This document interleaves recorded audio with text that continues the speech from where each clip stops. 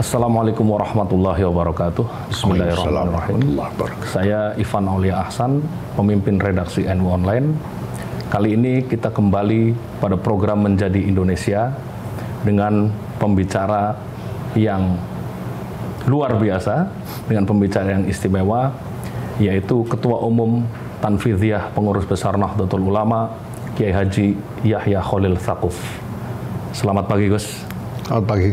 Terima kasih sudah bersedia hadir di program Menjadi Indonesia NU Online. Hari ini kita akan membahas lebih panjang tentang aspek-aspek penting dalam kehidupan bernegara kita dan berbangsa kita dan keberislaman kita hari ini bersama Ketua Umum PBNU.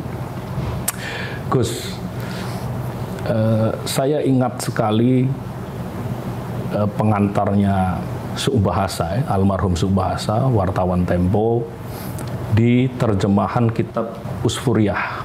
Ya. Subah menulis tentang Kiai, barangkali ini mungkin deskripsi Kiai yang paling menarik ya, yang pernah saya baca. Kata Subah, seorang Kiai adalah seorang bapak. Ia bapak bagi umatnya. Ia juga bapak bagi seorang anak yang akan dielusnya kepalanya ketika ia bertemu atau ditanyainya siapa bapaknya. Kira-kira seperti itu, Gus. Ya, ada eksplanasi antropologis yang sangat kuat oleh almarhum Pak Subah. Nah, Gus Yahya, kita tahu dari kecil lahir dan tumbuh besar di lingkungan yang sangat dekat dengan kekiaian dan kepesantrenan. Ya. Gus Yahya putranya Kiai Khalil Bisri dan kakek Gus Yahya, Mbah Bisri Mustafa, juga seorang ulama besar ya pada saat itu. Nah, dengan latar belakang seperti itu, bagaimana Anda melihat keulamaan dan kekiaian itu, Gus? Ya, sebetulnya ini satu topik yang saya sudah sering sekali bicarakan dalam berbagai kesempatan. Bahwa dalam konteks budaya Indonesia, terlebih-lebih Jawa, ya, sebetulnya fungsi asal dari kiai itu memang adalah pemimpin-pemimpin komunitas yang mengasuh komunitas-komunitas kecil yang independen. Karena ini merupakan struktur sosial budaya yang mula-mula tumbuh di Nusantara itu pada sejak zaman kuno. Nah, kemudian para pendakwah Islam datang dan terserap ke dalam struktur ini. Para pendakwah itu kemudian juga mengembangkan peran sebagai pemimpin komunitas itu. Nah, pada satu titik terjadi hubungan yang lebih dekat dengan sumber-sumber keilmuan. Dan itu sebetulnya belum terlalu lama, sekitar akhir abad ke-18 sebetulnya mulai ada hubungan akademik ya, yang kuat antara Nusantara dengan Timur Tengah sebagai sumber dari pengajaran ilmu-ilmu keislaman. Nah, maka kekiaian itu memang pertama-tama adalah kepemimpinan komunitas yang ditambahi beban membawakan agama, mengajarkan, mendidik, dan seterusnya, menjalankan perannya atas dasar pengetahuannya tentang nilai-nilai agama. Dan seterusnya, itu kekiaian. Ya. Nah, dalam perjalanan waktu memang ada terjadi perubahan-perubahan sosial sehingga struktur-struktur masyarakat di tingkat grassroots juga berubah.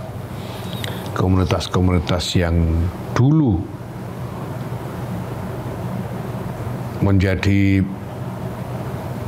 kerangka kehidupan masyarakat berubah, sehingga memang ada transformasi yang terpaksa harus dijalani oleh peran kekiaian itu sendiri. Gitu. Misalnya dulu itu Gus Dur membuat teori tentang pesantren sebagai subkultur misalnya.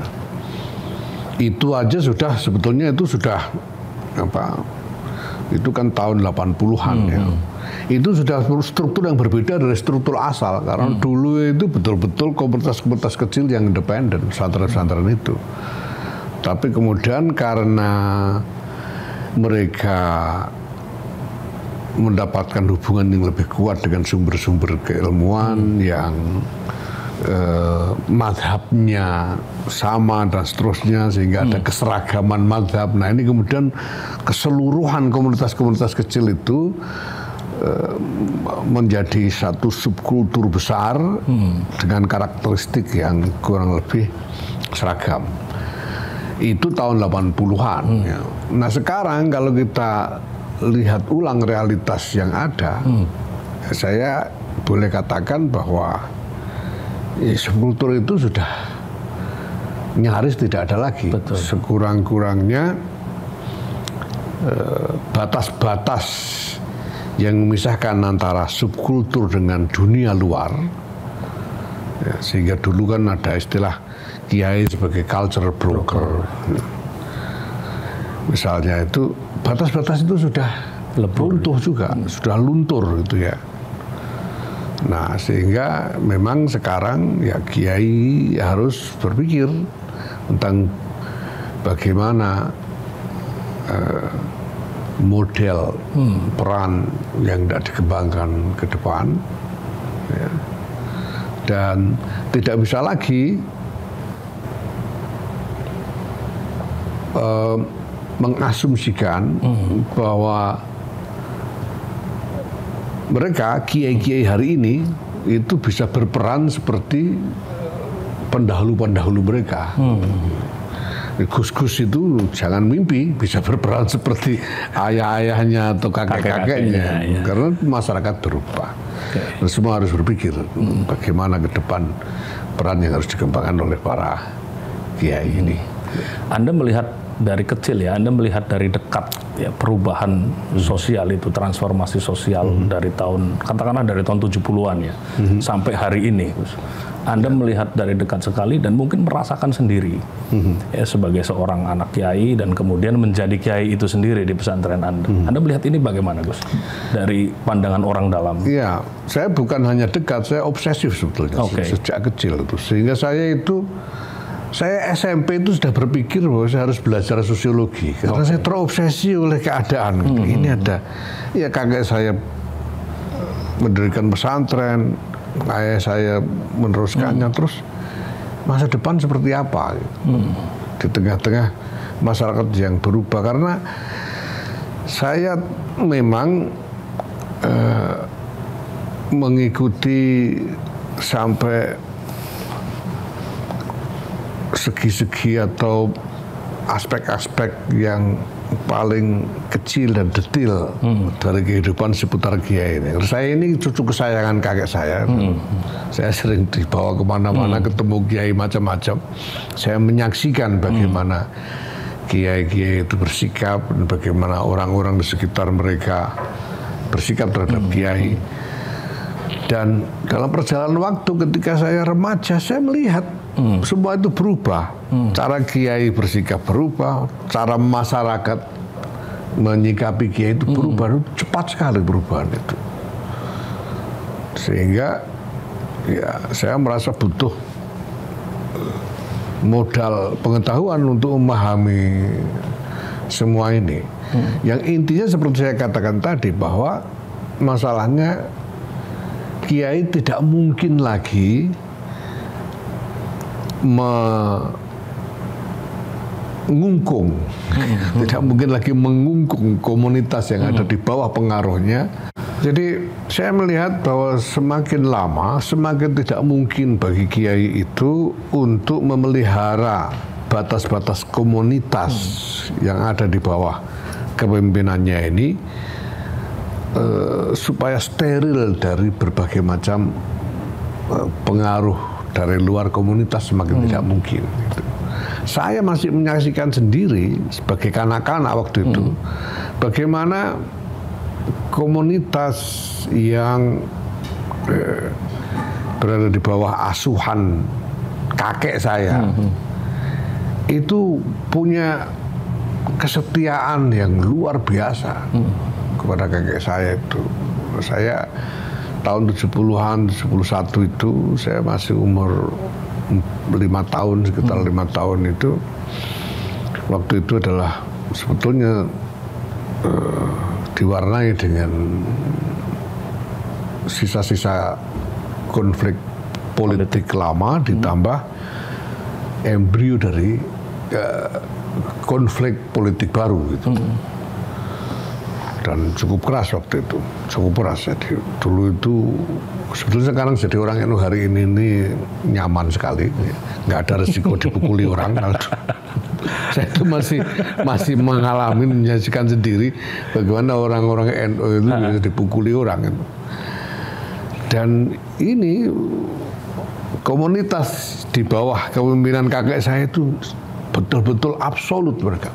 Dipaksa dengan cara apapun tidak mau mereka meninggalkan kesetiaan kepada kakek saya sebagai kiainya gitu. Tapi kemudian kakek saya wafat, digantikan ayah saya menyaksikan juga bagaimana komunitas yang dulu di bawah kepemimpinan kakek saya ini ya sikapnya kepada ayah saya tidak lagi seperti sikap mereka pada kakek saya. Kemudian juga komunitas baru yang dikembangkan oleh ayah saya sendiri itu juga tidak bisa mengembangkan tidak bisa tumbuh di antara mereka loyalitas seperti komunitas kakek saya dulu. Sehingga saya melihat dengan mata kepala sendiri bagaimana perubahan yang terjadi. Nah, sehingga saya sebagai Gus besar ini, karena lu harus berpikir, nah nasib saya nanti gimana? Saya begitu. Kalau dari kakek saya ke ayah saya berubah, apalagi saya jadi gimana nanti? Nah, memang ini sungguh-sungguh terjadi dan saya melihat langsung bukan hanya di lingkungan terdekat saya sendiri, tapi juga di lingkungan kiai-kiai yang lain. Karena seperti saya katakan tadi, saya sering di bawah kakek saya ketemu dengan kiai-kiai lain, sehingga saya juga terbiasa keluyuran untuk sowan-sowan pada kiai-kiai setelah remaja sampai dewasa. Dan saya melihat juga perubahan-perubahan itu terjadi. Ketika saya mondok, apalagi saya mondok di Krapyak, di Jogja, di kota yang menjadi salah satu melting pot dari macam-macam pengaruh yang beragam sekali pada waktu itu. Saya menyaksikan ini dunia sudah berubah luar biasa. Nah, rupanya saya kira para pendahulu kita dulu itu juga merasakan perubahan yang sama. Ya, ketika Kiai Hasyim Asy'ari, Kiai Hasbullah dan lain-lain, ya, pada waktu itu menjalankan peran mereka dalam kepemimpinan umat, mereka saya kira merasakan juga perubahan yang sama. Kemudian bergulat, ya, striving untuk menanggapi perubahan itu. Kalau dalam konteks tahun 70-an dan 80-an itu, respons dominan apa yang dilakukan oleh para kiai-kiai sepuh saat itu, Gus, yang Anda lihat dalam kacamata seorang pemuda ya? Pertama, secara umum mereka mengikuti NU. Mereka mengikuti garis policy dari NU. Karena NU sudah menjadi entitas yang kokoh legitimasinya di antara para kiai-kiai. Gitu. Mereka semuanya kiai-kiai waktu itu ya pokoknya NU. Gitu. NU mau bagaimana mereka ikut. Nah, karena NU pertama misalnya memilih untuk beroposisi terhadap pemerintah Orde Baru, misalnya kiai-kiai ini semuanya juga sikapnya sama. Secara umum begitu semua, gitu. Dan kemudian juga berusaha mengembangkan macam-macam gagasan ya, untuk menanggapi perubahan itu. Dan banyak yang sebetulnya genial, tapi harus gagal karena hambatan politik. Gitu ya.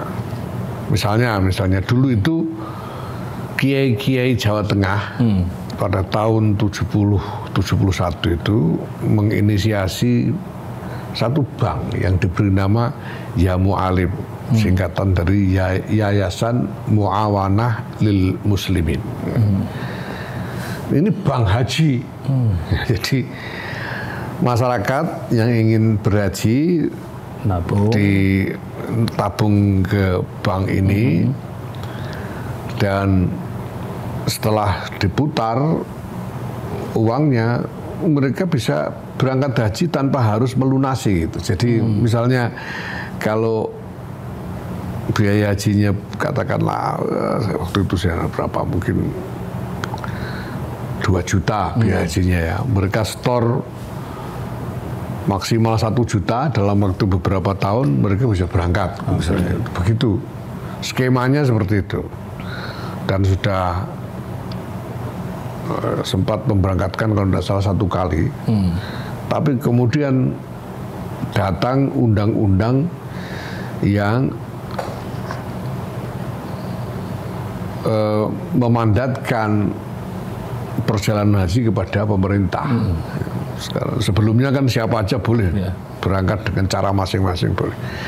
Tapi tahun itu ada undang-undang bahwa haji diurus oleh pemerintah dan swasta dilarang. Ya, sehingga langsung pupus. Langsung pupus. Banyak kemudian yang membuat inisiatif-inisiatif independen di lingkungan pesantren masing-masing, sebagian berhasil, sebagian lagi tidak, ya, karena memang keadaan tidak mudah untuk para kiai pada waktu itu. Jadi kalau Anda melihat ya, sebagai katakanlah sebagai student of sociology ya, Anda melihat perubahan saat itu ya, itu didorong oleh lebih kepada modernitas ya, dalam hal ini modernitas yang dibawa oleh Orde Baru, atau dorongan politik, Gus? Menurut saya sebetulnya pertama-tama ini soal konstruksi sosial politik. Pertama-tama. Dulu pada waktu pertama kali dibentuk pemerintah Hindia Belanda, Gubernemen, ini juga yang memicu perubahan di tengah masyarakat. Karena Gubernemen kemudian memberlakukan birokrasi yang tidak pernah dikenal sebelumnya. Dulu ada kerajaan-kerajaan Mataram, ya, seperti Surakarta, Yogyakarta, dan lain-lain. Ada kerajaan-kerajaan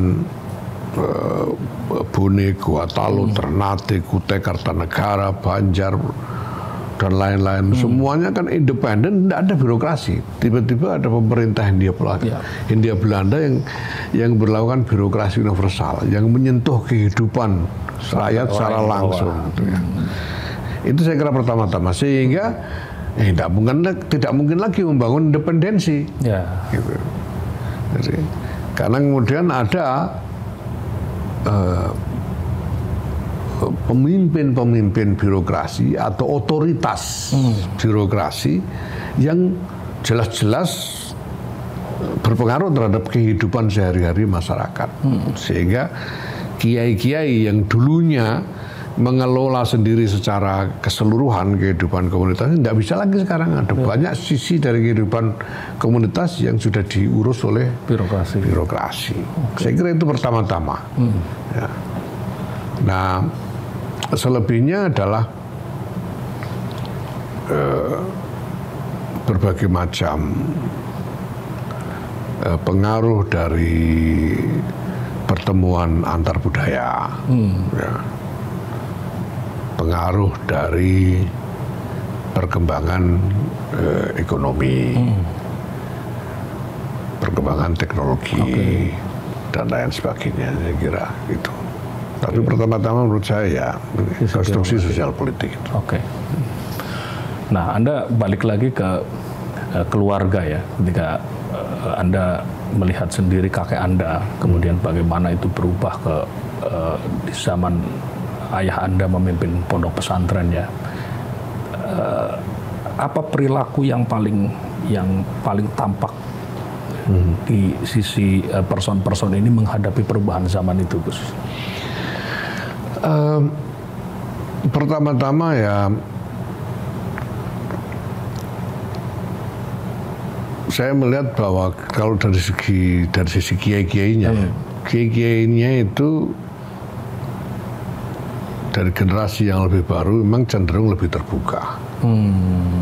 Dan sebagian ini dipersiapkan oleh generasi pendahulunya. Jadi seperti misalnya ayah saya dan paman-paman saya itu oleh kakek saya disekolahkan supaya bisa bahasa Indonesia. Itu apa yang dikatakan supaya bisa bahasa Indonesia. Supaya, karena kata kakek saya nanti itu yang lebih banyak dipakai bahasa Indonesia, sehingga kalau nulis bicara dalam bahasa Jawa itu tidak akan efektif lagi untuk menjangkau masyarakat. Maka kakek saya disuruh kuliah dulu itu, walaupun cuma tahan setahun lalu berhenti gitu. Dan semua paman saya didorong untuk kuliah dan belajar bahasa Indonesia. Itu kan apa? Nah, ini kan contoh ya dari mindset menyambut perubahan gitu. Betul. Karena sadar ada perubahan, kita harus sambut dengan cara apa. Ya, sehingga jelas kemudian misalnya ayah saya dan paman-paman saya punya mindset yang lebih terbuka daripada kakek saya misalnya dalam menghadapi berbagai macam fenomena baru. Ya, saya kira itu yang saya lihat ya. Dan saya menarik ya kalau misalnya kita melihat bagaimana respons kakek jenengan melihat perubahan zaman, saya bisa terbaca dari di tafsir Al-Ibris, Gus. Saya pikir ini magnum opus ya, yang sebuah tafsir yang bisa dipelajari bahkan oleh orang yang paling awam sekalipun ya. Dan diajar untuk anak-anak, untuk orang-orang tua yang tidak pernah ngaji dan lain-lain. Ada satu tafsir Mbah Bisri ya, Fabi ayyi ala'i rabbikum atukadziban, itu ada satu yang ya ma'syarul jinni wal insi in istata'tum, bahwa hai sekalian jin dan manusia, kalau kalian mampu untuk menembus luar angkasa maka tembuslah. Ya, Mbah Bisri menafsirkan itu. Ya, Mbah Bisri menafsirkan itu bahwa ini ayat ini sebenarnya bukan untuk melarang, ya, bukan untuk muas-muas kayak, bukan untuk melarang, tapi justru untuk menantang orang-orang Islam mencari pengetahuan baru. Konteksnya waktu itu Mbah Bisri menceritakan bahwa, karena kitab itu ditulis tahun 50-an ya, menceritakan ada kosmonot-kosmonot Rusia yang sudah berusaha untuk mencapai bulan. Ya, itu jelas sekali diterangkan di Al-Ibris. Nah ini saya pikir ini juga salah satu pertanda ya dari respons Mbah Bisri terhadap zaman yang sedang berubah. Iya, dan itu saya kira alami ya, karena apapun juga kiai-kiai itu punya persepsi tentang peran dirinya sebagai pengasuh masyarakat. Itu ada dalam mindset kiai. Aku ini punya tanggungan masyarakat ini gitu. Sehingga dengan mindset itu jelas kiai-kiai secara alami kemudian cenderung secara sungguh-sungguh memperhatikan keadaan sekeliling masyarakatnya gitu. Apa yang sedang terjadi ini? Ya. Supaya Ya, saya kira supaya mereka sendiri tahu apa yang harus saya katakan kepada umat saya ini gitu, dengan keadaan seperti ini. Ya. Nah, melalui itulah kemudian saya kira Kiai juga mengembangkan persepsi, pemahaman, dan mungkin melakukan teorisasi tentang perubahan itu. Saya ingat salah satu pengajiannya kakek saya itu bilang, beliau mengatakan, mukjizatnya nabi-nabi dulu itu sekarang sudah banyak yang niru. Gitu. Untuk menggambarkan kepada orang awam tentang perkembangan teknologi. Ini lama-lama mukjizatnya nabi-nabi itu ditiru. Nabi Sulaiman itu dulu kan bisa numpak angin, mengendarai angin. Lah sekarang sampean sudah bisa gitu. Buktinya bahwa sampai naik sepeda itu kan dipompa pakai angin dulu banyak. Ya begitu. Ini kan artinya pada satu sisi ya beliau mencoba mengembangkan, beliau juga melakukan teorisasi tentang pemahaman terhadap perubahan itu. Yang kemudian disampaikan dengan bahasa yang gampang dipahami oleh orang awam. Nah, ini juga peran yang saya kira cukup menarik ya dari kakek jenengan Mbah Bisri. Di YouTube itu kan sekarang banyak ceramah-ceramah beliau tahun 70-an yang diunggah lagi ya, dari rekaman kaset kemudian diunggah lagi ke YouTube ya. Saya beberapa waktu lalu menyimak banyak ceramahnya Mbah Bisri, dan yang paling menarik itu Mbah Bisri dari menit awal, misalnya ceramah sampai 1,5 jam, dari menit awal sampai menit ke terakhir itu bisa membuat orang ketawa, Gus. Isinya rekamannya orang ketawa. Anda boleh cek di YouTube ya. Dan setiap 3 kalimat itu pasti ada punchline yang bisa membuat audiens itu tertawa, Gus. Nah, ini hal-hal seperti ini, dan beliau menyampaikan yang benar tadi Anda jenengan sampaikan, bahwa dia melaporkan ya dan menganalisis situasi zaman yang sedang berubah kepada publik yang paling awam, kira-kira seperti itu. Nah, kemudian ke ayah Anda ya, saya paling ingat itu ada ceramah di tahun 2000 ya, kalau nggak salah di sebuah pesantren di Wonosobo, yang beliau memaparkan transformasi sosial dengan contoh. Ini ada transformasi sosial. Jadi pada suatu saat nanti bisa jadi ada klub bola voli putri santriwati pondok A dengan santriwati pondok B yang main voli pantai. Itu. Ini mencontohkan seperti itu transformasi sosial. Artinya ada fungsi ya, ada fungsi sebagai, tidak hanya sebagai culture broker, tapi bagaimana kiai yang berdakwah di publik ini menjadi seorang public intelektual, Gus. Ya, over time, karena kiai-kiai ini kan banyak di antara mereka sebetulnya adalah keturunan kiai-kiai. Dari kiai-kiai dari generasi ke generasi, kita melihat sampai ada yang lebih dari 300 tahun ini generasi kiai ke kiai ke kiai. Ya, nah. Saya kira para kiai ini juga belajar dari pendahulu-pendahulu mereka semuanya, bahwa perubahan itu tidak bisa dibendung, tidak bisa dihindari, tidak bisa dihindari. Dan semua orang harus berpikir tentang bagaimana menyikapi perubahan itu dengan tepat. Saya kira itu yang menjadi kesadaran para kiai. Ya. Kalau ayah saya dan kakek saya aja begitu, padahal kami ini dari nasab yang pendek sekali ini karena saya sudah pernah berusaha sungguh-sungguh saya itu melacak ke sana kemari, dan saya tidak menemukan informasi tentang siapa kakeknya kakek saya itu. Tidak ada informasinya sama sekali.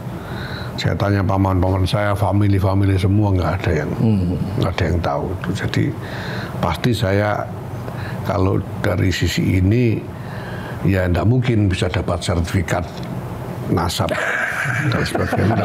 Karena nggak ada informasi sama sekali. Ya, ya. Jadi, nah sementara itu saja kita bisa lihat bahwa beliau-beliau punya kesadaran tentang perubahan yang seperti itu. Apalagi yang memang sudah nasabnya panjang ya, gitu ya.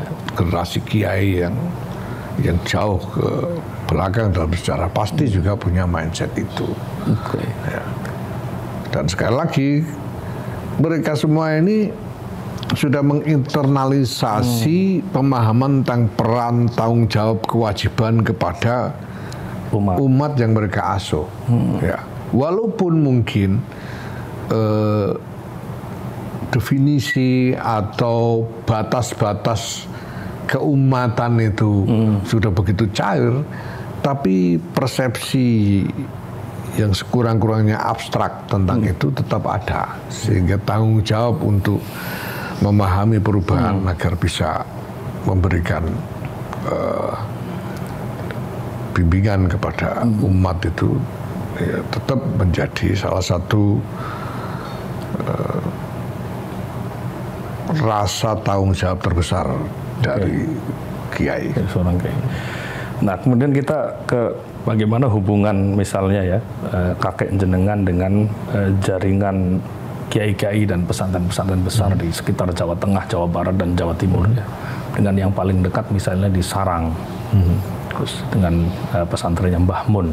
Ya, ada cerita apa yang kalau Sarang itu memang family dari sisi nenek saya, jadi istrinya Kiai Bisri itu punya hubungan keluarga dengan keluarga Sarang. Dengan Sarang, oke.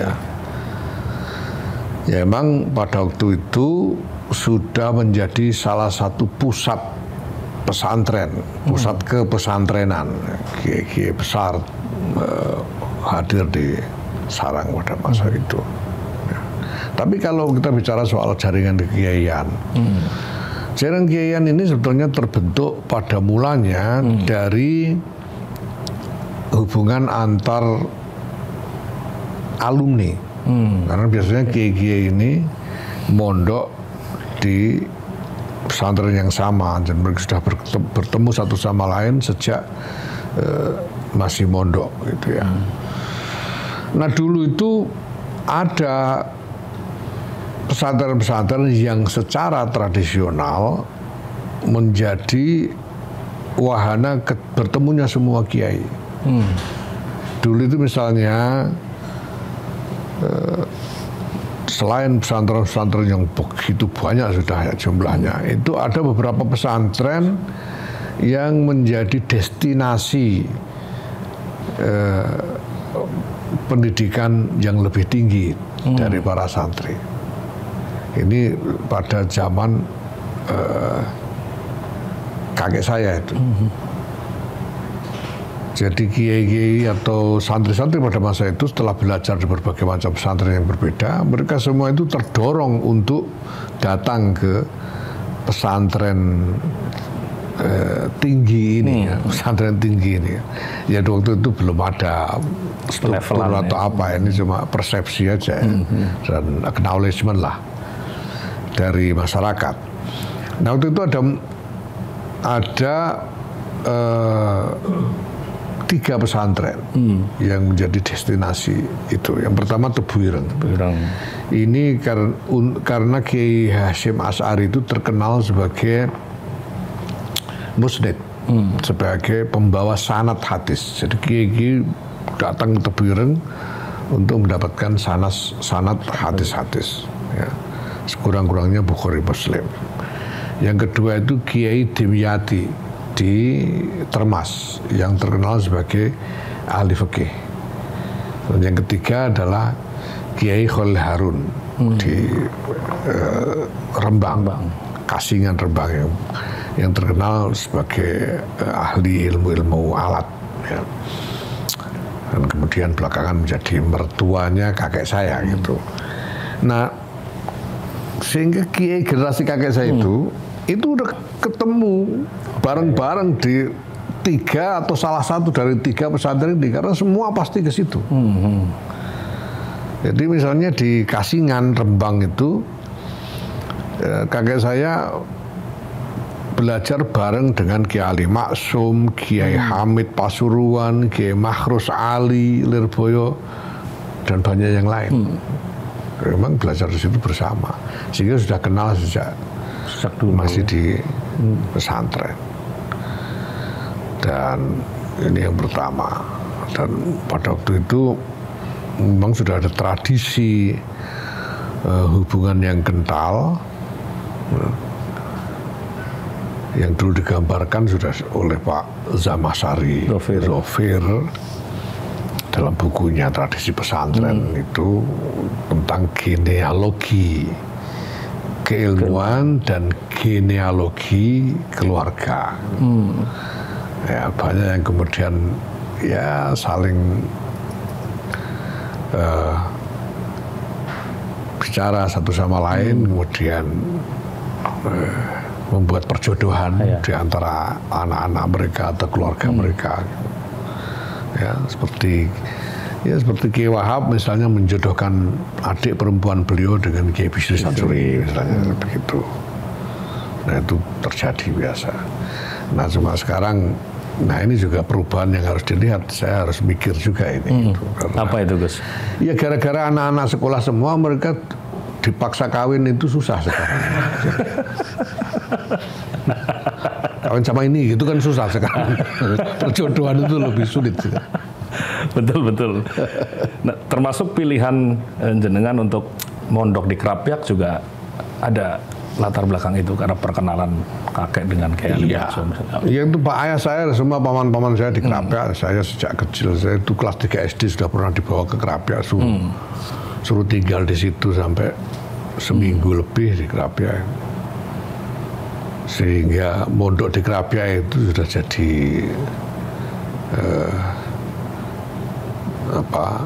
tradisi keluarga. Ya, jadi secara pribadi ya, udah menjadi imajinasi saya sejak kecil. Saya nanti akan mondok di Krapyak. Ketika mondok di Krapyak, imajinasi itu terpenuhi. Iya. Dasain dan dasolannya masuk ketika Anda di sana di Krapyak. Ya, pertama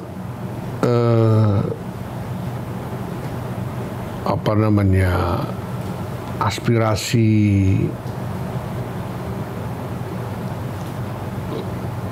psikologi saya terpenuhi karena saya kemudian dekat dengan Kiai Ali Maksum yang sudah saya kenal sebelumnya, jauh sebelumnya. Ya, dan saya memang sejak kecil percaya bahwa dekat dengan kiai besar itu membawa berkah. Sementara Kiai Ali Maksum sendiri itu juga memaksa saya untuk dekat dengan beliau, sehingga aspirasi mental saya itu terpenuhi. Tapi di sisi lain ya memperkuat kegelisahan saya tentang perubahan, tentang pengaruh perubahan terhadap dunia pesantren. Kan saya di Krapyak, kemudian sekolah SMP, SMA. Ya. Nah, saya sekolah SMP itu saja saya sudah melihat suasana yang jauh berbeda antara Jogja dengan Rembang. Rembang itu anak sekolah ya seperti itu, di Jogja sudah begini, nanti bagaimana. Padahal saya sekolah tidak jauh dari pondok. Nah, macam ini yang kemudian memicu berbagai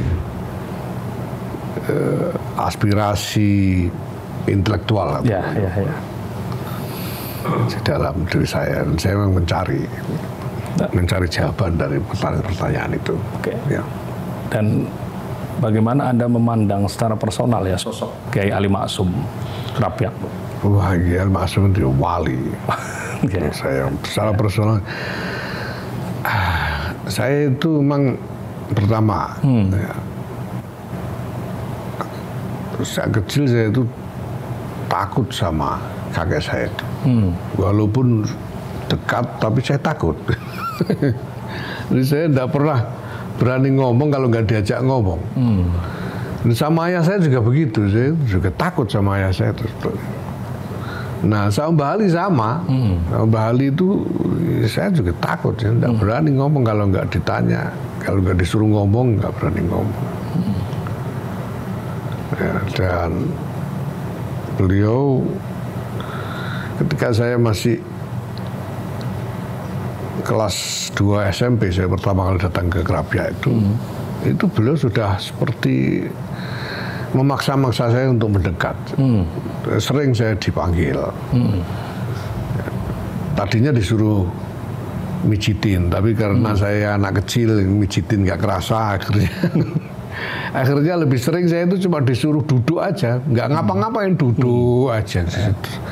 Itu bisa sampai sejam 2 jam saya duduk tanpa melakukan apapun di kamarnya Mbah Ali itu. Dan beliau sibuk sendiri dengan mutolah kitab ini itu macam-macam, saya cuma duduk aja. Itu sering seperti itu.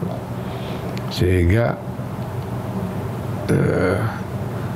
ya namanya sejak anak-anak disuruh dekat, ya tentu sangat berpengaruh terhadap mentalitas saya lah terhadap mengenai kiai ini. Ya. Nah, ya saya beruntung. Saya merasa beruntung sekali karena. Apa momen yang paling berkesan dengan Kiai Ali Maksum di sana, Gus? Yang paling membekas sampai sekarang? Saya itu dipanggil lalu disuruh mijitin sama Kiai Ali itu. Kan nggak kerasa terus si Ali. Wes tidak aja Jong. Suruh nginjak-nginjak aja. Saya injak-injak. Nah sebelum itu keceli itu dipukul-pukul, mukul-mukul gitu. Tetap nggak kerasa. Tidak. Terus saya suruh injak-injak itu kan. Tetap nggak kerasa. Terus Udano Karyono kan. Suruh manggil teman namanya Karyono itu yang memang kuat orangnya. Kuat. Ini panggil Karyono suruh mijitin Mbah Ali, tapi saya tetap disuruh nungguin di situ. Nungguin. Jadi ya banyak yang tak terlupakan lah dengan Mbah Ali. Oke. Nah, jenengan kuliah di UGM, kemudian di sosiologi dan masih tetap mondok di Krapia, Gus? Masih ya. Itu sampai pilihan tahun 94. Ya mau kemana lagi saya? Nggak kan misalnya pilihan anak lulus aliyah bisa kos sambil kuliah, tapi kenapa itu memang nggak boleh sama ayah. Nggak boleh. Pokoknya kalau di Jogja ya harus di Krapia. Dan ya, harus tinggal di pondok, nggak boleh kos apa nggak boleh. Ya. Satu lagi tentang Kiai Ali Maksum, Gus.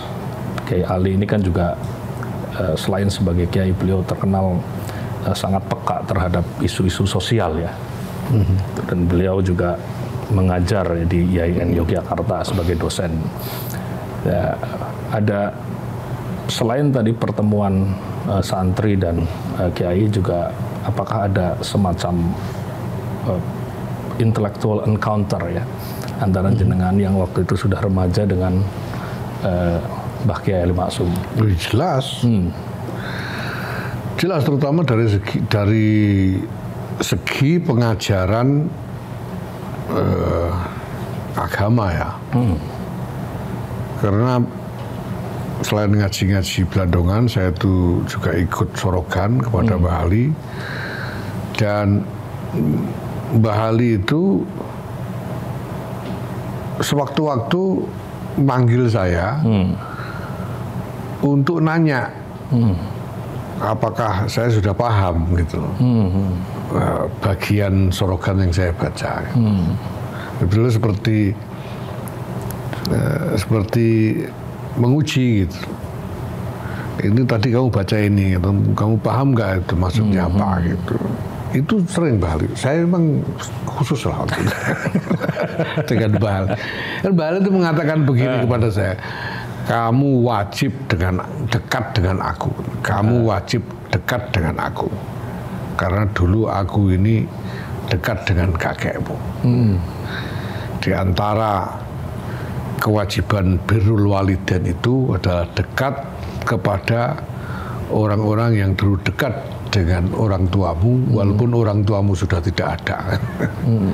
Saya kira karena memang ada hubungan yang dekat sekali antara Kiai Ali dengan kakek saya, dan kakek saya dengan Kiai Maksum bahkan sangat dekat. Ya. Jadi waktu kakek saya umur 8 tahun bersama 3 orang adik-adiknya diajak pergi haji oleh ayahnya. Kemudian ketika mau pulang, pas mau naik kapal itu ayah kakek saya itu meninggal. Jadi yang pulang janda dengan 4 anak. Ya, ya. Nah di kapal itu yang menjaga mereka itu Mbah Maksum, ayahnya Kiai Ali, sehingga Mbah Maksum sendiri itu ya punya hubungan sedemikian rupa sehingga memandang Mbah Ali seolah-olah seperti putranya sendiri gitu. Ya. Sehingga ya otomatis hubungan Ada hubungan dengan emosional. Kiai Ali juga sangat dekat ya. Sampai sekarang saya kalau ke Kerapia itu dianggap bagian dari keluarga. Ya. Nah seperti itu. Nah Kiai Ali itu memang pada masanya diakui sebagai salah satu kiai yang paling alim, yang paling unggul secara keilmuan, dan memang paling cerdas. Karena Kiai Ali itu umur 18 tahun sudah diberi wewenang untuk mengajar di masjid pada waktu mondok di Termas. Jadi banyak kiai-kiai lain yang pada waktu itu menjadi muridnya Kiai Ali, sehingga semuanya punya respek yang tinggi sekali kepada Kiai Ali. Nah ketika Kiai Bisri Sansuri wafat, kemudian orang kebingungan mencari pengganti karena nggak ada yang mau. Ya. Nah lalu Kiai Ali dilihat sebagai orang yang berhak berada di makom itu. Nah di sisi lain Kiai Ali ini juga sangat memahami tentang arus perubahan dan sangat menghargai generasi kiai-kiai dan pemimpin NU yang lebih muda yang terus berpikir tentang respons terhadap perubahan itu.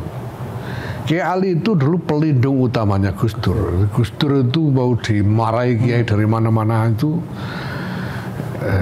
Kiai Ali yang melindungi. Kalau ada kiai misalnya menginginkan Gus Dur berhenti dari ketua umum, Kiai bilang aku nggak setuju, gitu. Yang lain nggak berani sudah. Gitu. Itu pelindungnya Gus Dur itu ya.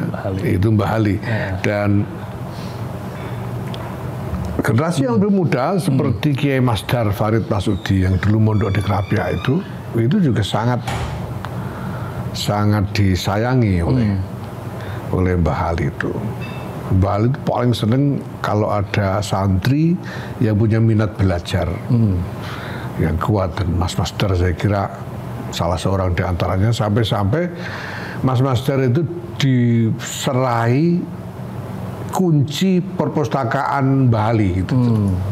Jadi di Kerapia itu ada perpustakaan yang isinya semua kitab-kitab milik Mbah Ali, kuncinya dikasih ke Mas Masdar. Mas Masdar boleh melakukan apapun di perpustakaan itu.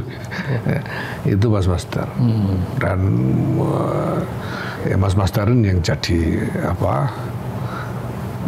salah satu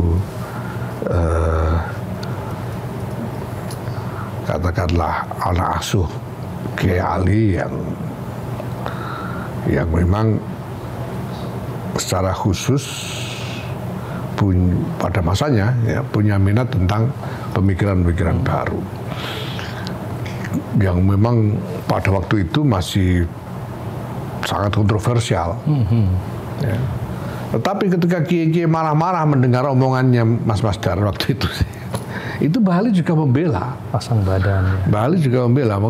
Bali pada waktu itu saya ingat betul beliau mengatakan, ya Islam itu harus solihun likulli zaman wa makan. Kalau ada satu norma yang diklaim sebagai norma Islam tapi tidak membawa maslahat, ya berarti bukan Islam. Karena Islam itu harus solihun likulli zaman wa makan. Harus dipikirkan apa norma yang maslahat gitu. Itu Bali waktu itu. Ya sekali lagi itu juga memberikan ilustrasi bagaimana kiai-kiai ini sadar betul tentang perubahan. Cuma ada kiai-kiai yang sikapnya itu bertahan supaya jangan berubah. Ya, ada yang seperti Kiai Ali ini yang mencari cara untuk melakukan kontekstualisasi. Dalam bahasa sekarang progresif lah. Ya saya kira seperti itu. Gus Yahya beberapa kali di banyak forum menyatakan bahwa NU bukan hanya sekadar organisasi, tapi juga sebagai perwujudan dari mandat peradaban. Terus, bisa dieksplorasi lebih lanjut tentang istilah ini, Gus? Ya, mari kita bayangkan suasana realitas pada awal abad ke-20. Pada masa-masa itu adalah masa-masa ketika masyarakat Nusantara mulai berkenalan dengan model organisasi modern, satu sisi. Nah, di sisi lain bahwa seperti saya singgung tadi, ada konstruksi sosial politik baru yang diperkenalkan di tengah masyarakat oleh pemerintah Gubernemen Hindia Belanda. Kemudian ada perubahan dalam konteks global dari runtuhnya konstruksi sosial politik kesultanan besar yang juga diikuti dengan kecenderungan irrelevansi, semakin tidak relevannya kerajaan-kerajaan domestik di Nusantara. Ya. Nah, kiai-kiai ini kan intelektual yang sangat terlibat dengan masyarakat. Dari sononya kan tradisinya begitu. Karena mereka adalah juga pemimpin-pemimpin komunitas. Ya. Maka secara alami fenomena-fenomena ini menjadi concern yang kuat dari para kiai itu. Nah, maka dibuatlah inisiatif untuk mendirikan organisasi Nahdlatul Ulama ini dengan membawakan aspirasi-aspirasi besar sebetulnya, yang itu bisa kita lihat dari berbagai artikulasi para pendirinya, apakah itu Hadratus Syekh, Kiai Hasyim Asy'ari, Kiai Abdullah Abbas-Billah, Kiai Bisi Sansuri dan lain-lain, dan juga pada penerus-penerus mereka. Nah, jelas bahwa kemudian tantangan utama yang dihadapi oleh para kiai itu adalah masalah-masalah yang terkait dengan format peradaban. Itu jelas, dan beliau-beliau sadar betul tentang itu, sadar betul, sadar tentang dunia yang berubah dan sadar tentang keharusan untuk membuat respons yang tepat terhadap perubahan itu, bahkan sadar tentang kebutuhan untuk merintis lahirnya satu konstruksi baru. Dan ini bukan hanya soal Nusantara. Kita harus ingat ini kiai-kiai yang belajarnya di Hijaz, yang sudah mulai ada yang belajar di Kairo. Ini kiai-kiai yang kosmopolit, walaupun pulang-pulang terus ke kampung dengan petani-petani desa itu, tapi beliau-beliau ini bervisi global, intelektual yang kosmopolit gitu. Jangan bayangkan kayak orang goblok-goblok hari ini itu gitu. Ini kiai-kiai dulu ini, Kiai Wahab itu tinggal di Hijaz 6 tahun, mulai 1908 sampai 1914. Ya. Konon Kiai Hasyim Asy'ari itu 8 tahun, saya tidak punya sumber informasi tentang ini dan yang lain-lain. Ya. Beliau-beliau ini merasakan betul, apalagi Kiai Wahab yang ketika beliau tinggal di Hijaz itu mulai dinamika yang semakin memanas terkait konflik antara Turki Utsmani dengan Eropa. Nah, dan tepat dimulainya, sebetulnya kalau insiden-insiden sudah mulai sejak sekitar 1911 ya, tapi dimulainya meletus betulan Perang Dunia itu 1914. Dan pada saat itulah Kiai Wahab kembali ke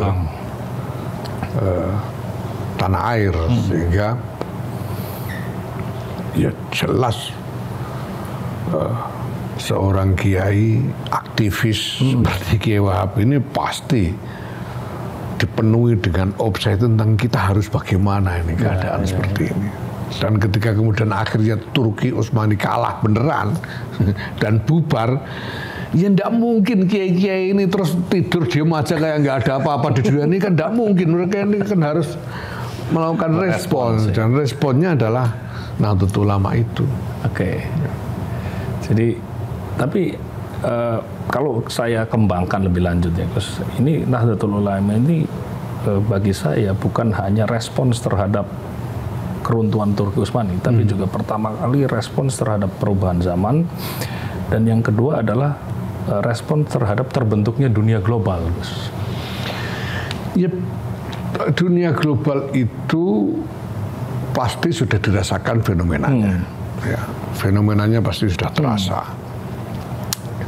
Walaupun konstruksinya belum ada. Betul. Ya. Dan ya, walaupun tidak ada artikulasi eksplisit dari para kiai tentang ya perubahan dunia itu, ya kita tidak bisa berpikir bahwa para kiai itu tidak punya kesadaran, awareness, dan concern, keprihatinan terhadap perubahan-perubahan global yang asarnya, jejaknya itu terasa sampai ke Nusantara. Nah, maka jelas bahwa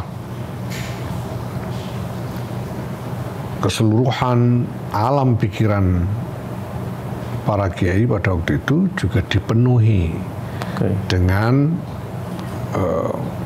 elaborasi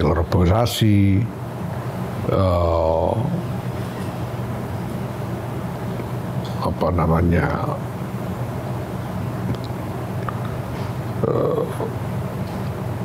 katakanlah gagasan-gagasan tentang respons terhadap fenomena perubahan itu. Ya. Dan ini kita tidak bisa bayangkan bahwa dunia kayak hari ini, bahwa kalau yang di Jakarta itu terbuka informasinya, kemudian desa kampung jauh di sana nggak tahu apa-apa, kan tidak bisa begitu.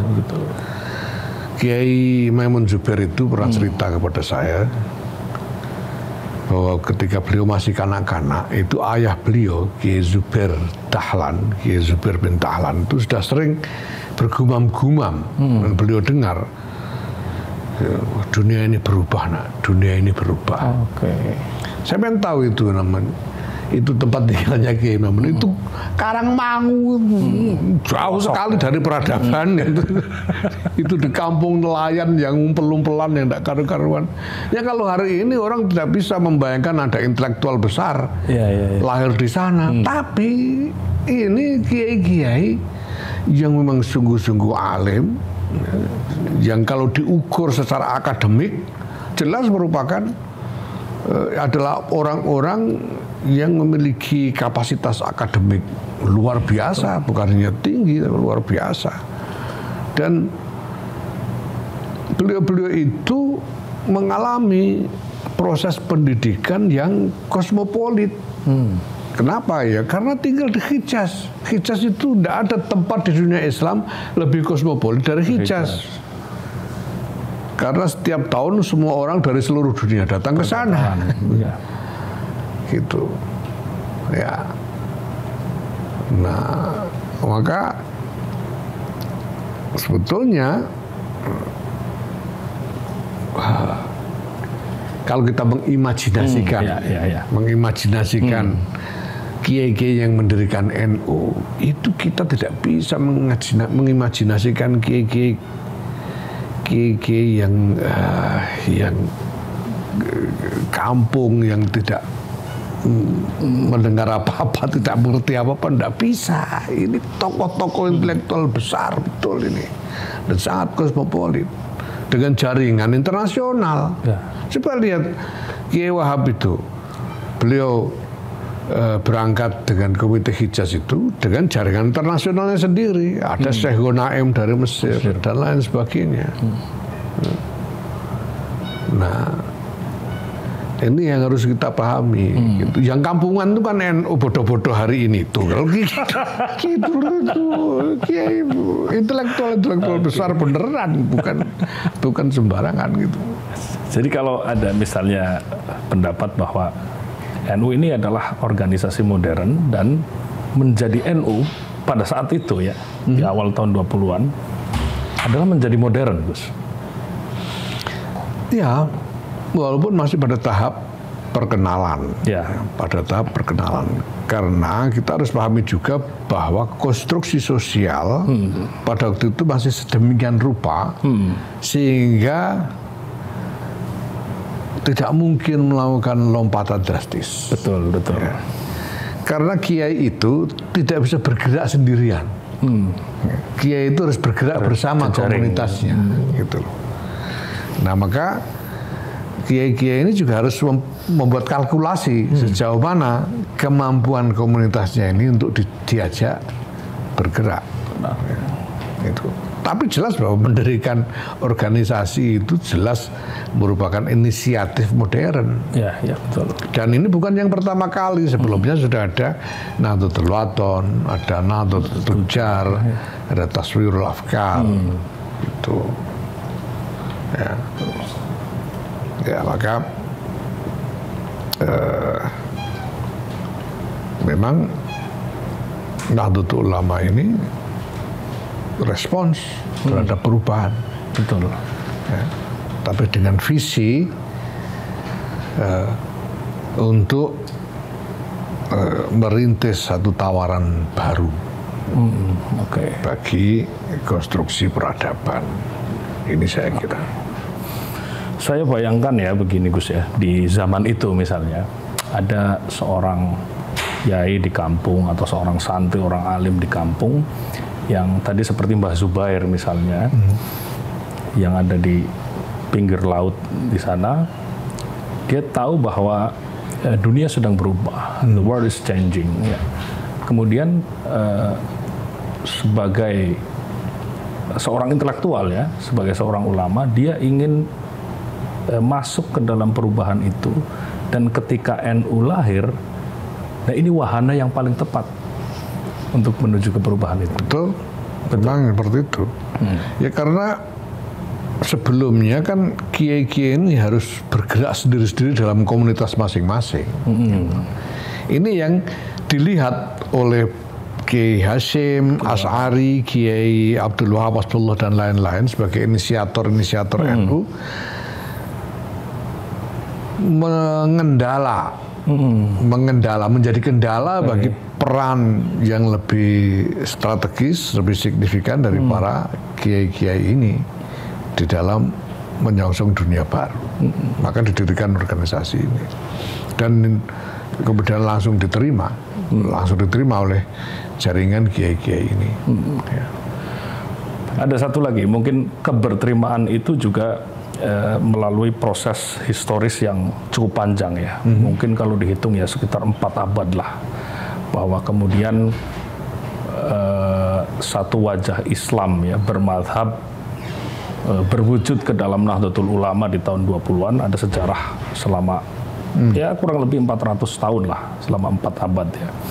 Abad itu terhitung dari abad ke-17 ya, itu aja dari abad ke-17 ya sampai awal abad 20 tahun 1600-an, ditambah lagi ketika yang tadi jenengan katakan, ketika kita ulama-ulama kita mulai bertemu dengan pusat-pusat kajian keislaman di Timur Tengah. Itu. Jadi saya pikir ada semacam terbentuk kalau kita pakai pinjam Benedict Anderson, ada imagine communities. Jadi ada sebuah bayangan bersama tentang komunitas ya, atau sebuah peradaban yang berlandaskan katakanlah mazhab-mazhab ini atau Ahlus Sunnah wal Jamaah. Gitu. Ya, ini bukan cuma 4 abad sebetulnya. Kalau kita lihat sejarahnya, sebetulnya konstruksi peradaban Islam dari masa yang sangat awal sampai masa belakangan itu semuanya diwarnai oleh wawasan Ahlus Sunnah wal Jamaah. Oke, menarik. Jadi wawasan Ahlus Sunnah wal Jamaah ini yang punya sanad yang terus bersambung sampai zaman yang paling awal. Ya. Nah, sempat muncul sejumlah tandingan ya, ada Mu'tazilah, ada Mujassimah dan lain-lain, tapi kan mereka pupus. Betul. Ya, ada Syiah, Safawiyah, mereka juga pupus. Semuanya kemudian didominasi oleh kerangka Ahlus Sunnah wal Jamaah nyaris secara total di seluruh kawasan berpenduduk Muslim. Karena Turki Utsmani itu Ahlus Sunnah wal Jamaah, kemudian Timbuktu di Afrika Barat itu juga Ahlus Sunnah wal Jamaah. Kesultanan Mughal di India Ahlus Sunnah wal Jamaah. Dan kalau kita lihat di Nusantara ini semua kerajaan, Ternate, Tidore, Aceh, Gorontalo, Bone, Kutai Kartanegara, semua, Banten, Jogja, Banten, Solo, semuanya Ahlus Sunnah wal Jamaah. Semuanya Ahlus Sunnah wal Jamaah. Karena memang itu adalah konstruksi peradaban Islam pada dasarnya. Gitu. Sehingga kesadaran umum dari para ulama ya memang kesadaran tentang Ahlus Sunnah wal Jamaah. Nah, cuma pada awal abad ke-20 itu muncul, ini sejak akhir abad ke-19 sampai awal abad 20. Mulai muncul macam-macam challenge ya, terhadap wawasan Ahlus Sunnah wal Jamaah itu. Ya. Di Hijaz sendiri muncul gerakan Wahabi, ada gerakan Jamaluddin Al-Afghani, ada gerakan ideologi sekuler dan lain sebagainya. Semuanya men-challenge Ahlus Sunnah wal Jamaah, mempersalahkan Ahlus Sunnah wal Jamaah dan lain sebagainya. Nah, ini yang menjadi salah satu dorongan bagi para kiai-kiai ini untuk melakukan konsolidasi. Gitu. Kenapa? Karena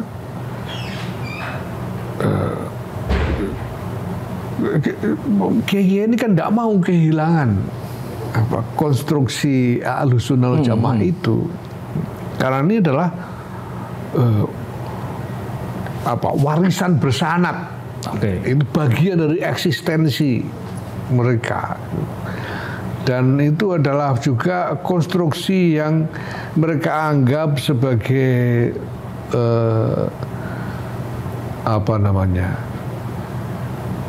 native indigenous gitu di Nusantara ini gitu ya. Karena peradaban Nusantara sudah menjadi peradaban Islam dan Ahlussunnah wal Jamaah gitu. Nah, kemudian mereka punya kesadaran bahwa ini ada tantangan dunia baru.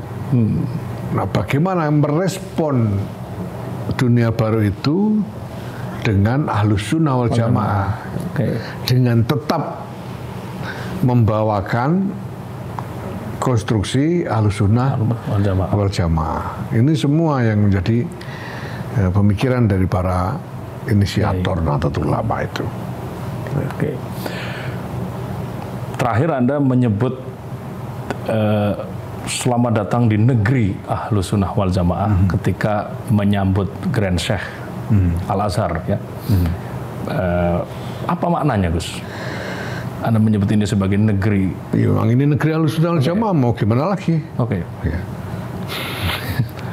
Walaupun mungkin ya pada waktu NU didirikan, mungkin belum cukup besar konstituennya ya, yang mengafiliasikan diri kepada NU. Tapi mereka sebuah Ahlussunnah wal Jamaah. Dan kalau kita lihat misalnya organisasi-organisasi yang didirikan oleh berbagai kiai ulama yang lain ya, semuanya Ahlussunnah wal Jamaah. Mana yang enggak gitu. Seperti itu Ahlussunnah wal Jamaah, apalagi Jamiatul Wasliyah Ahlussunnah wal Jamaah, Nahdlatul Wathon Ahlussunnah wal Jamaah, semua ini negeri Ahlussunnah wal Jamaah. Semua kesultanan yang Islam yang pernah ada di Nusantara ini semuanya Ahlussunnah wal Jamaah, enggak ada yang lain gitu. Pernah ada percobaan revolusi Wahabi di Sumatera Barat, tapi gagal. Gitu. Nah, sehingga ya saya kira sangat sah untuk mengklaim negeri ini sebagai negeri Ahlussunnah wal Jamaah. Yang lain-lain itu kan tawaran aja ya, belum tentu diterima, tapi ya,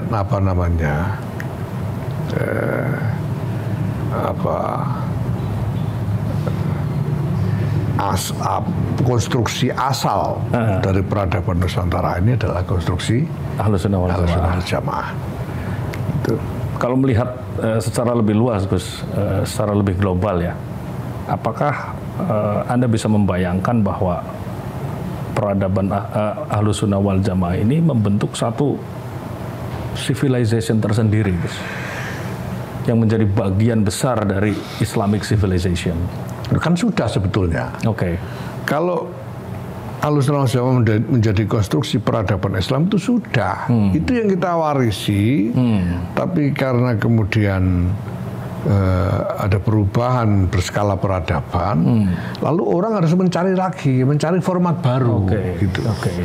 Konstruksinya itu Ahlussunnah wal Jamaah. Seperti saya sebut tadi, Turkosmani Ahlussunnah wal Jamaah, itu Bani Ahmar di Kurtubah itu juga Ahlussunnah wal Jamaah, ya, Timbuktu Ahlussunnah wal Jamaah, semua Ahlussunnah wal Jamaah. Nah sekarang ini ada perubahan sosial politik global. Nah lalu apa format baru yang bisa mewadahi konstruksi Ahlussunnah wal Jamaah ini? Dan ini berbagai pihak mencari, termasuk kita. Nah, kiai-kiai kita beristihad untuk memulai perjuangan ini dengan konstruksi negara, ya, yang kita buat sendiri, yaitu Negara Kesatuan Republik Indonesia ini. Itu. Nah, di dalam masa itu ya, ketika NU baru pertama kali terbentuk dan respons terhadap dunia yang sedang berubah dan bergejolak, ada peran penting dari Kiai Wahab Hasbullah. Anda melihat peran Mbah Wahab ini sejauh mana dalam konteks itu tadi? Ya, saya pernah menyebut bahwa Wahab ini wali peradaban, karena beliau ini memang sangat aktif dan kreatif di dalam menginisiasi banyak hal. Ya. Kita bisa lihat catatan-catatan bahwa beliau ini selain Nahdlatul Ulama juga inisiator Tasawwurul Afkar, Nahdlatul Tujar, Nahdlatul Wathon gitu. Dan beliau, saya mengimajinasikan Kiai Wahab Hasbullah ini sebagai orang yang berpikir secara komprehensif, mulai dari wawasan dasar sampai kepada cita-cita dan strategi untuk mencapainya. Gitu. Ini bukan barang gampang dan sangat jarang orang punya kesabaran untuk berpikir komprehensif seperti ini. Ya. Jadi Kiai Wahab itu mulai berpikir tentang wawasan dasar Ahlussunnah wal Jamaah dan membangun visi tentang masa depan seperti apa yang bisa diharapkan, dan kemudian membangun strateginya. Nah, di antara strategi yang kemudian ditetapkan adalah strategi membangun negara sendiri di Indonesia ini. Ya, yang diperjuangkan bersama-sama dengan komponen-komponen masyarakat yang lain, komponen-komponen bangsa yang lain. Ya. Dan jadilah Indonesia ini. Dan kemudian Kiai Wahab memandang bahwa apapun yang terjadi, pertama-tama Indonesia ini harus dipertahankan dulu. Dengan kebersamaan. Ya. Ada satu riwayat kita bisa baca di bukunya Kiai Saifuddin Zuhri itu, ke guru-guruku orang pesantren itu, tentang satu fragmen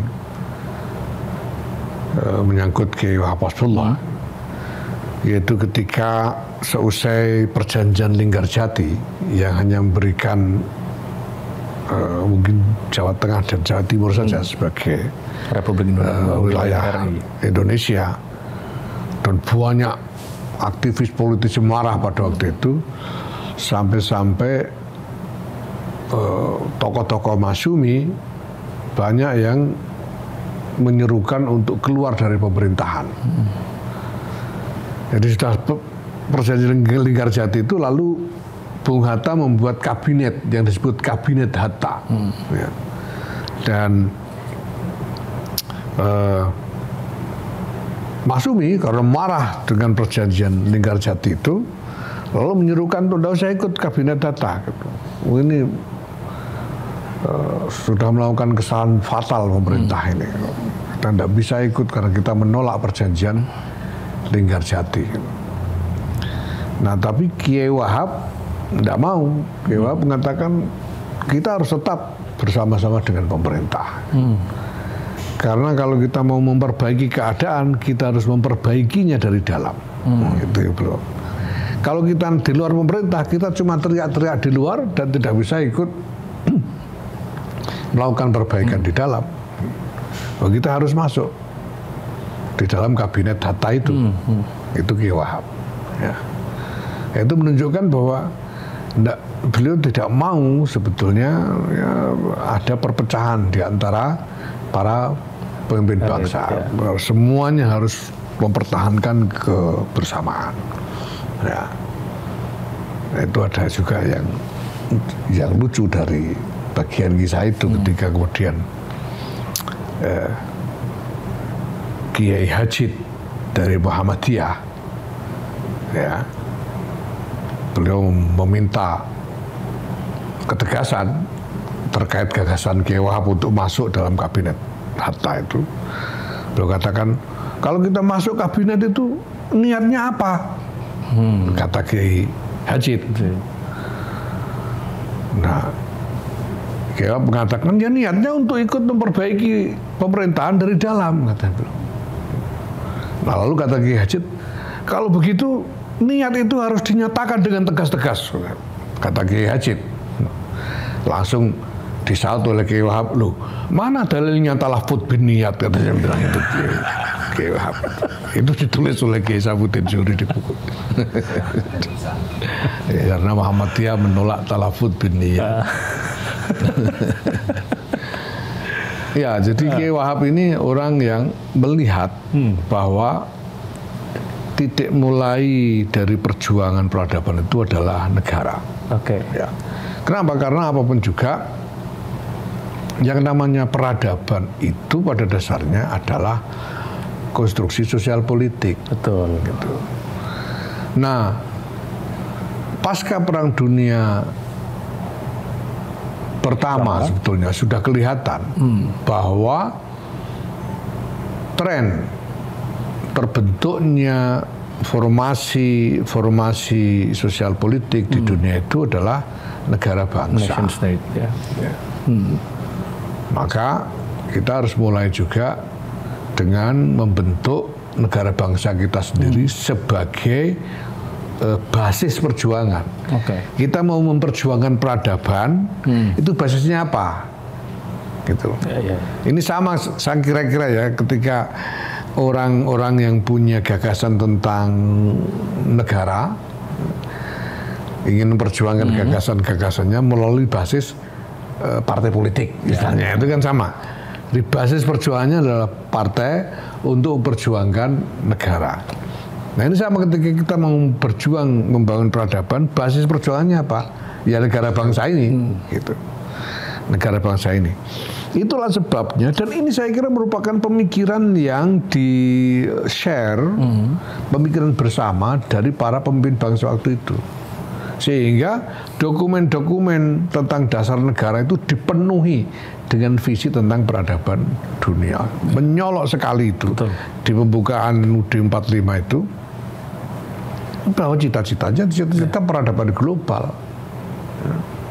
Paragraf pertamanya aja seperti itu, bahwa sesungguhnya kemerdekaan ialah hak segala bangsa. Dan oleh sebab itu maka penjajahan di atas dunia harus dihapuskan karena tidak sesuai dengan peri kemanusiaan dan peri keadilan. Ini jelas-jelas visi peradaban global. Nah, basis perjuangannya negara. Nah, isi dari wawasan peradaban itu kemudian diproses di dalam negara ini. Nah, yang kemudian termasuk melahirkan Pancasila, melahirkan kesepakatan tentang Bhinneka Tunggal Ika, tentang format ketatanegaraan dan lain sebagainya. Tapi Negara Kesatuan Republik Indonesia ini harus dipertahankan sampai cita-cita peradaban itu tercapai. Jadi kata kuncinya di cita-cita peradaban ya, Gus. Oke. Nah, Kiai Wahab kemudian mengembangkan konsepsi tentang peradaban ya, tentang kenegaraan di NU. Bagaimana dia mewujudkan itu di NU, Gus, pada saat itu? Ya, gagasan besar ini ya tentang. Jadi gini, bahwa Kiai Wahab itu seorang intelektual, pemikir, seorang strategis, gitu ya. Orang yang memikirkan strategi, dan juga aktivis yang terlibat. Beliau tidak mau tidak terlibat. Bahwa pada waktu itu misalnya beliau ngotot untuk keluar dari Masyumi dan bergerak sebagai partai politik sendiri pada masanya, itu bagian dari pemikiran strategis beliau. Ini tidak ada pilihan lain, harus jadi partai sendiri misalnya. Dan juga beliau tidak pernah berhenti membangun komunikasi, koordinasi yang sangat intens dengan para pemimpin bangsa yang lain, khususnya dengan Bung Karno. Banyak sebetulnya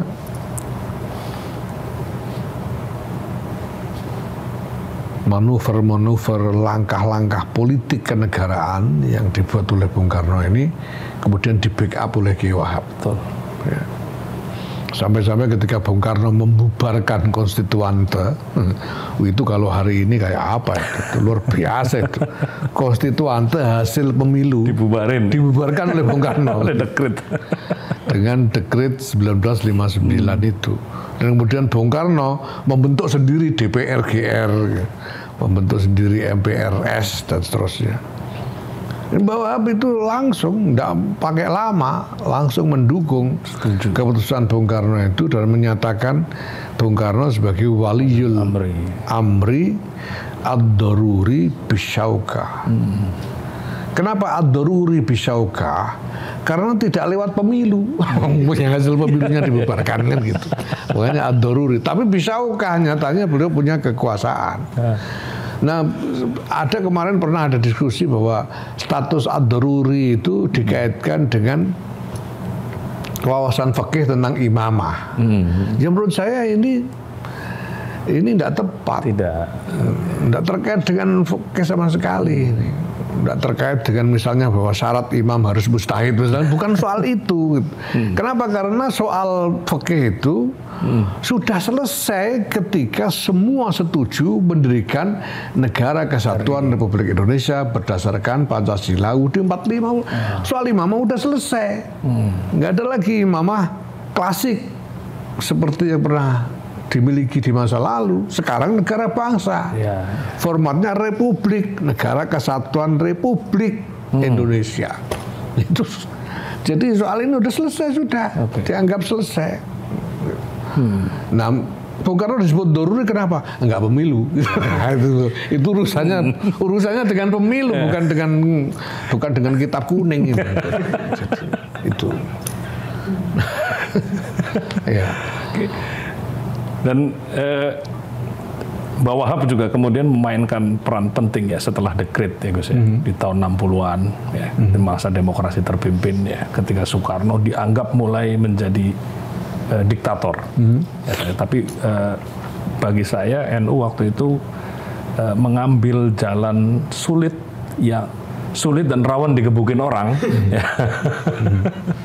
Ya, tapi Kiai Wahab berani. Ya. Anda merefleksikan ini bagaimana? Ya, sekali lagi Kiai Wahab ini keyakinan dasarnya adalah bahwa basis perjuangan ini harus dijaga.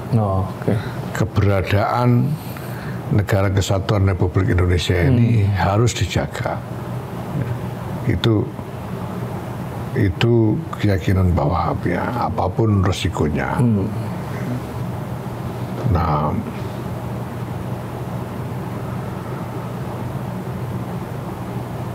maka beliau juga sangat seiring dalam soal pemikiran dengan Bung Karno misalnya. Karena keyakinan ini. Dan keputusan-keputusan politik beliau semuanya terkait dengan itu. Ketika ada pemberontakan DITI, itu juga serta-merta menyatakan bahwa DITI itu bugot. Ketika ada pemberontakan PRRI Perpesta, beliau juga serta-merta ini. Karena kita ini hendak melakukan perjuangan peradaban. Dan harus ada basis. Dan basis ini harus dijaga, walaupun tidak sempurna. Walaupun tidak sempurna, tetap harus dijaga. Sambil disempurnakan. Sambil terus-menerus diupayakan penyempurnaannya. Seperti itu saya kira. Jadi Kiai Wahab ya. Nah, Kiai Bisri Sansuri mungkin punya pendekatan yang agak berbeda. Beliau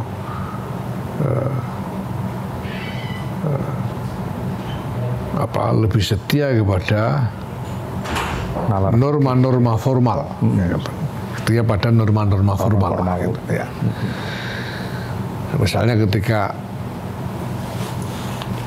Bung Karno membentuk DPR GR, Kiai Bisri mengatakan tidak boleh NU ikut. Kenapa? Karena DPR GR itu gosok. Perwakilan rakyat kok tidak lewat pemilu gitu. Itu gosok. Norma formalnya kan gosok. Tapi Kiai Wahab mendukung, karena ya secara formal minimal lembaganya dibutuhkan, keberadaan lembaganya dibutuhkan. Kira-kira seperti itu. Dan konteks pada waktu itu memang ya itu pilihan yang paling mungkin menyelamatkan eksistensi negara bangsa ini. Gitu. Ya, ketika ada sengketa di antara pemimpin-pemimpin, ya apapun juga kan harus dipilih. Kita mau berkonsolidasi. Kalau tidak bisa didamaikan sengketa itu, kita harus memilih berkonsolidasi pada pemimpin yang mana. Ya, itu realitas politiknya seperti itu. Ya. Nah, supaya apa? Supaya keberadaan eksistensi negara bangsa ini terpelihara. Itu. Nah, waktu itu pilihannya Bung Karno. Betul. Pilihannya. Nah, itu saya kira pertimbangannya juga rumit. Tapi walhasil ya, kalau kita ngomong, kita rekonstruksi itu memang bisa panjang. Betul. Tapi walhasil akhirnya keputusannya adalah berkonsolidasi bersama Bung Karno. Kan begitu. Nah, yang menarik ini Gus, ya setelah ada satu masa Ki Wahab dan NU berkonsolidasi dengan Bung Karno, sekitar 15 tahun kemudian muncul tokoh baru yang kelak juga akan mewarnai garis sejarah NU, namanya Abdurrahman Wahid, Gus. Yang terpilih sebagai Ketua Umum Tanfidiyah di Muktamar tahun 84. Ya, katakanlah begini, ada perbedaan yang menarik ya. Jika Kiai Wahab dulu bisa berkonsolidasi dengan Bung Karno, kemudian di zaman akhir 80-an Gus Dur memilih untuk tidak berkonsolidasi sepenuhnya dengan Soeharto. Iya. Bagaimana Gus? Ya karena zaman membutuhkan pembaruan. Ya. Dari waktu ke waktu ini pasti muncul. Kebutuhan, tuntutan pembaruan ini pasti muncul. Nah, pada waktu itu saya kira bukan cuma Gus Dur, tapi juga masyarakat luas sudah merasakan bahwa kebutuhan pembaruan itu diperlukan. Nah, sementara kalau positioning NU sebagai kurang lebih oposan terhadap pemerintah, ini sudah menjadi keputusan yang dipilih sejak awal Orde Baru kan. Sejak awal Orde Baru memang pilihannya itu. Ya, ini sebetulnya ini ulasan yang akan menarik sekali kalau dielaborasi. Ya, jadi satu disertasi sendiri nih. Luas ya. Tapi pilihannya itu. Nah, kemudian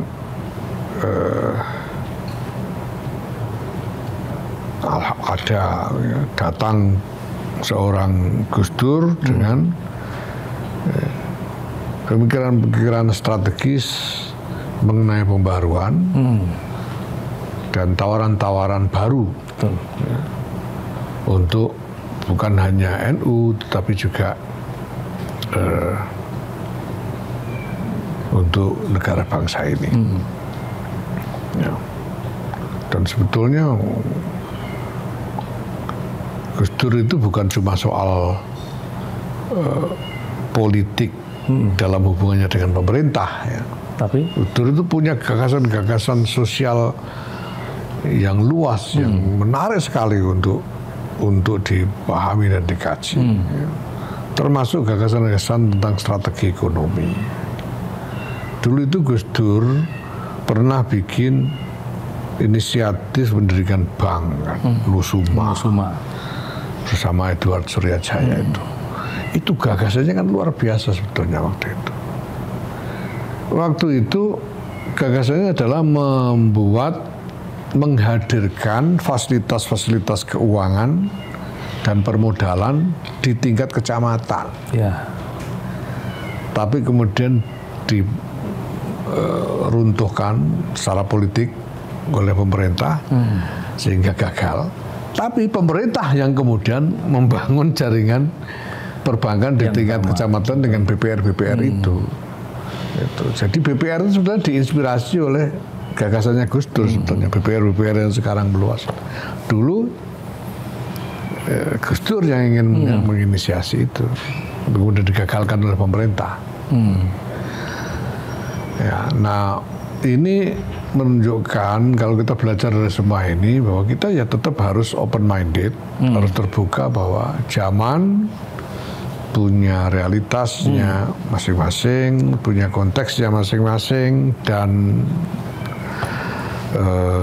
ya kita harus terus-menerus berpikir tentang kebutuhan yang harus dipenuhi dari waktu ke waktu. Ya. Oke. Nah, mengapa Gus Dur memilih jalan itu, Gus, dalam sikap politiknya di tahun 80-an?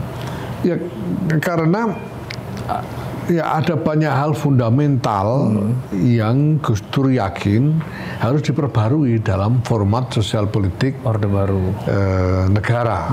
Itu ya, bahwa format Orde Baru itu walaupun kelihatannya berhasil sampai pada satu titik, tapi sebetulnya dalam jangka panjang tidak sustainable.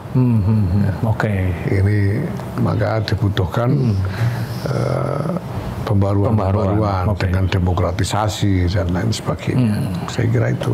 Ya. Dan itu manuverring yang rumit sebetulnya, rumit sekali. Ya. Kita juga tidak bisa lalu secara antem kromo menyebut Gus Dur anti pemerintah misalnya, gitu juga enggak, karena wah itu manuver yang kompleks ya. Setelah Gus Dur, Gus, sampai kemudian Gus Dur menjadi presiden ya, sebagai simbol reformasi di Indonesia, dan NU juga mengalami situasi politik yang berbeda di masa sebelumnya. Ya, dari yang dulu sebagai katakanlah pihak yang mengalami represi pemerintah, kemudian ketika Gus Dur menjadi presiden, NU menjadi pihak yang menjalankan pemerintah, katakanlah begitu. Anda melihat, dan Anda waktu itu melihat dari dekat ya, bagaimana Gus Dur exercising the power. Gus, Anda selalu bilang dulu bahwa Gus Dur ini sangat fikih sebenarnya sebagai presiden. Anda melihatnya gimana, Gus?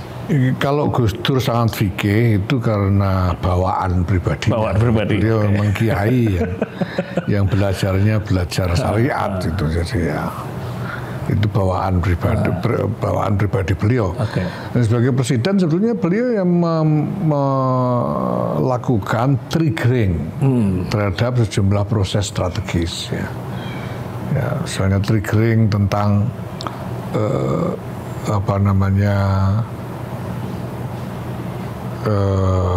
liberalisasi media.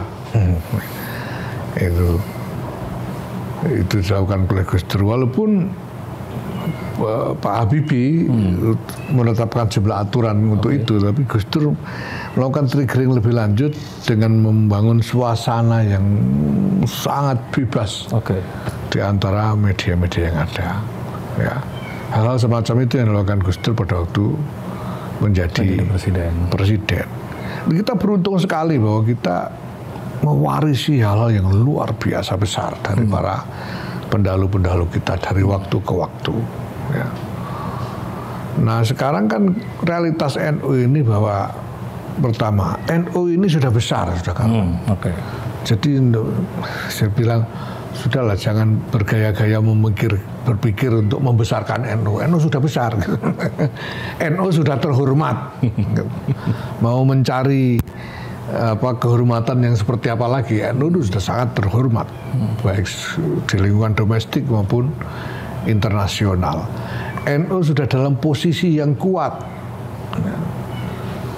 Ya sekarang artikulasi apapun dari NU ini pasti akan diperhatikan orang. Ya. Nah sekarang pilihan-pilihan kita tinggal apakah kita akan tetap saja menjadi komunitas kultural yang cair, atau kita membangun atau kita melakukan konsolidasi untuk membangun kapasitas sebagai pelaku strategis di dalam dinamika masyarakat. Ya.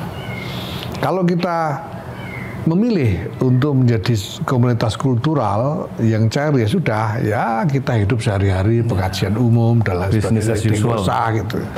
Nah, tidak ada yang terlalu penting untuk dikerjakan. Tapi kalau kita memilih untuk menjadi pelaku strategis, maka banyak hal harus dikerjakan. Pertama, ini pekerjaan yang paling berat saya kira, bagaimana supaya konstituensi NU yang begitu luas dan elemen-elemennya yang begitu beragam itu bisa dikonsolidasikan menjadi satu ekosistem yang koheren. Itu saya kira pertama-tama. Karena tanpa itu tidak mungkin menjadi pemain strategis. Kalau tanpa itu pasti hanya mengandalkan figur-figur orang. Tokoh ini, tokoh itu yang mungkin bisa berbeda satu sama lain, bisa benturan satu sama lain dan lain sebagainya. Ya. Nah, kita harus membangun ekosistem yang koheren supaya struktur NU-nya dengan lembaga-lembaganya, banom-banomnya, sekolah-sekolahnya, pesantren-pesantren dan kiai-kiainya, ya, jamaah-jamaah, pengajiannya, ini semuanya bergerak dengan koheren. Koheren itu seperti apa? Koheren itu kira-kira seperti seperti tim sepak bola lah, misalnya kesebelasan sepak bola. Sepak bola itu pemain itu mau lari itu karena lihat temannya gitu. Temannya lari ke sana, saya harus kemana ini? Dan lihat pergerakan bola sehingga semuanya itu punya gerakan yang mendukung tercapainya tujuan bersama, yaitu apa? Mencetak gol. Nah, gitu. Kira-kira begitu. Ya. Oke. Baik, para pemirsa NU Online, demikian tadi perbincangan kami dengan Kiai Haji Yahya Khalil Stakuf, Ketua Umum PBNU. Gus Yahya tadi sudah berpanjang lebar menceritakan tentang pesantren dan bagaimana NU terbentuk, kemudian bagaimana impian dia tentang NU hari ini dan NU di masa yang akan datang. Tapi ada satu hal yang paling menarik, yaitu bagaimana NU berperan dan mengaplikasikan dirinya sebagai mandat peradaban.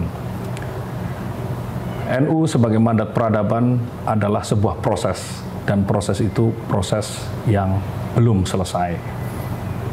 Dalam ongoing proses itu, tadi Gus Yahya sudah menyampaikan bahwa kita sebagai jamiah ya, perlu koherensi, perlu bahu-membahu sebagai satu tim sepak bola, ya, agar tujuannya cuma satu, yaitu mencetak gol, ya, mencapai kemenangan. Demikian, terima kasih. Wallahul muwaffiq ila aqwamit thoriq. Wassalamualaikum warahmatullahi wabarakatuh.